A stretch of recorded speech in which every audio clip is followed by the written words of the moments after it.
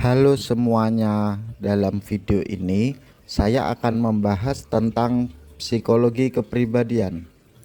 Psikologi kepribadian adalah cabang ilmu psikologi yang mempelajari pola-pola pikiran, perasaan, dan perilaku yang unik pada setiap individu. Mempelajari kepribadian itu penting karena membantu kita memahami diri sendiri dan orang lain, serta meningkatkan hubungan sosial, performa kerja, dan kesejahteraan psikologis. Mari kita bahas beberapa teori utama dalam psikologi kepribadian. Yang pertama ada teori psikoanalitik dari Sigmund Freud. Sigmund Freud adalah tokoh utama dalam psikologi psikoanalitik. Ia percaya bahwa kepribadian manusia dibentuk oleh konflik antara dorongan naluriah, realitas, dan moral, serta banyak dipengaruhi oleh pengalaman masa kecil dan ketidaksadaran. Freud menyatakan bahwa kepribadian manusia terbentuk oleh 3 struktur, yaitu id, ego, dan superego. Id di sini adalah dorongan naluriah, misalnya kayak keinginan makan, tidur, seks, dan lain-lain. Dan superego adalah suara hati atau moral. Sedangkan ego sendiri adalah pengendali yang realistis atau biasa dikenal dengan outputnya. Seperti contohnya, id berkata, lakukan saja, yang penting lulus. Superego berkata, itu salah, kamu harus jujur. Lalu ego menengahi, lebih baik belajar daripada mencontek. Selanjutnya ada teori humanistik dari Abraham Maslow dan Carl Rogers. Abraham Maslow adalah seorang imigran Rusia yang tinggal di Amerika Serikat. Sebelumnya Maslow merupakan tokoh behavioris atau ahli psikologi yang menganut paham psikologi behaviorisme. Namun setelah merenungkan kasih sayang ayahnya di masa kecil, mengamati bayi yang baru lahir, serta menyaksikan betapa tragisnya tragedi pengeboman Pearl Harbor, ia mulai menyaksikan behaviorisme. Teori ini fokus pada potensi manusia untuk berkembang. Maslow terkenal dengan hierarki kebutuhan, puncaknya adalah aktualisasi diri.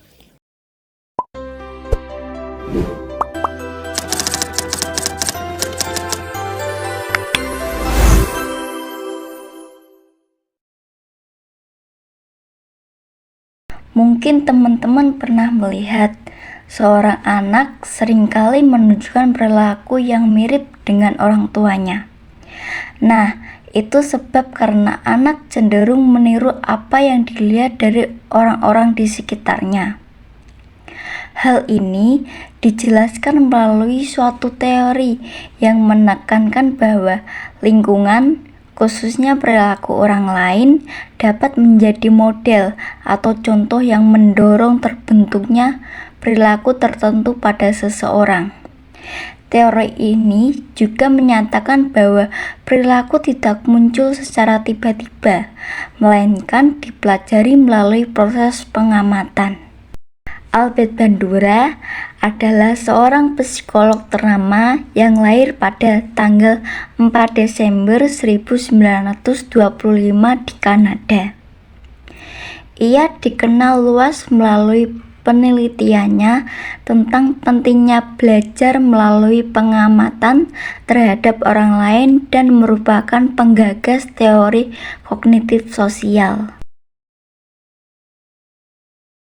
Bandura mengkritik pendekatan Skinner yang terlalu menitik beratkan pada eksperimen terhadap hewan dan kurang mempertimbangkan dinamika interaksi antar manusia. Sebagai alternatif, Bandura mengembangkan teori belajar sosial atau social learning theory yang menyatakan bahwa individu belajar melalui proses meniru atau mencontoh perilaku orang lain. Salah satu penelitiannya yang paling terkenal adalah eksperimen boneka Bobo atau Bobo Doll eksperimen.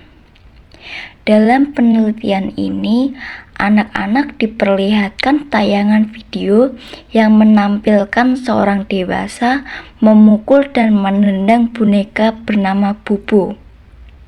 Setelah menonton tayangan tersebut, anak-anak dibiarkan bermain sendiri bersama boneka yang sama. Hasilnya, banyak dari mereka menunjukkan perilaku agresif yang serupa dengan apa yang mereka lihat di dalam video.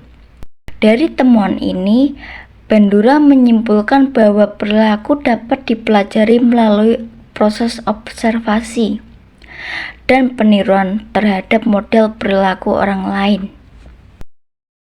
Bandura menyatakan bahwa sebagian besar pembelajaran manusia diperoleh secara observasional melalui modeling. Artinya, kita bisa belajar hanya dengan mengamati tindakan orang lain, lalu menirunya jika kita anggap bermanfaat atau tepat. Model dalam belajar sosial bisa berupa model langsung, seperti guru atau orang tua. Model simbolik seperti tokoh film, karakter kartun, atau influencer media sosial. Instruksi verbal saat seseorang belajar dari petunjuk atau perintah. Kita menyebut proses belajar dari model ini sebagai observational learning atau pembelajaran melalui pengamatan. Bandura menjelaskan bahwa ada 4 tahap penting dalam belajar melalui observasi, yaitu 1. Perhatian. Seseorang hanya bisa meniru perilaku jika ia memperhatikan modelnya. Misalnya, siswa memperhatikan guru menjelaskan cara menyelesaikan soal. Yang kedua, ada retensi. Setelah memperhatikan, individu harus menyimpan informasi dalam ingatan. Misalnya, siswa mengingat langkah-langkah yang diajarkan guru. Yang ketiga, ada reproduksi. Individu mencoba menirukan perilaku yang telah dilihat dan diingat. Contohnya, siswa mencoba mengerjakan soal dengan cara yang sama. Yang keempat, motivasi. Motivasi menentukan apakah seseorang akan benar-benar meniru. Misalnya, jika seorang anak melihat temannya mendapat pujian karena berperilaku baik, maka dia termotivasi untuk meniru. Reciprocal determinism atau hubungan timbal balik.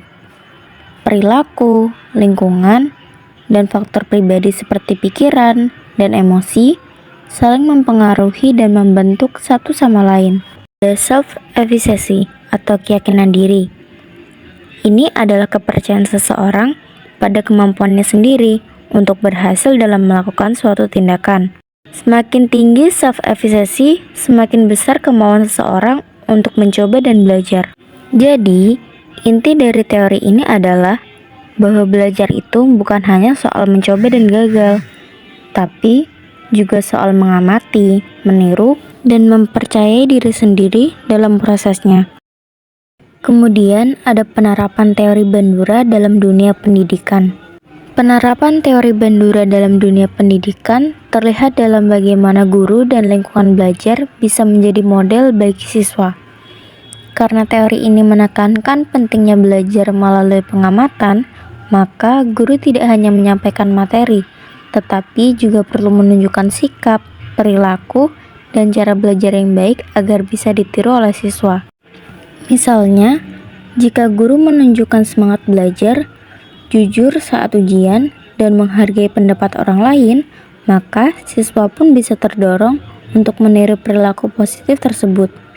Selain itu, penggunaan video pembelajaran atau demonstrasi juga membantu siswa memahami konsep dengan lebih baik, karena mereka bisa mengamatinya secara langsung. Penguatan positif seperti pujian atau penghargaan saat siswa menunjukkan perilaku baik juga penting karena bisa meningkatkan motivasi mereka untuk terus mengulang perilaku tersebut. Jadi, teori Bandura ini menekankan bahwa Dalam pendidikan, proses belajar akan lebih efektif jika melibatkan contoh nyata, pengamatan, dan motivasi. Kesimpulan dari teori belajar sosial Albert Bandura adalah bahwa manusia bisa belajar dengan cara mengamati perilaku orang lain dan menirunya, tanpa harus mengamatinya secara langsung. Proses belajar ini dipengaruhi oleh interaksi antara lingkungan, perilaku, dan faktor pribadi seperti pikiran dan emosi. Bandura juga menekankan pentingnya model atau contoh, penguatan, atau reward dan punishment, serta keyakinan diri atau self-efficacy dalam proses belajar. Dengan kata lain, belajar itu bukan hanya soal mencoba sendiri, tapi juga soal melihat, memahami, dan meniru hal-hal yang terjadi di sekitar kita. Dalam memahami kepribadian, sangat banyak teori-teori, tapi manakah yang paling tepat?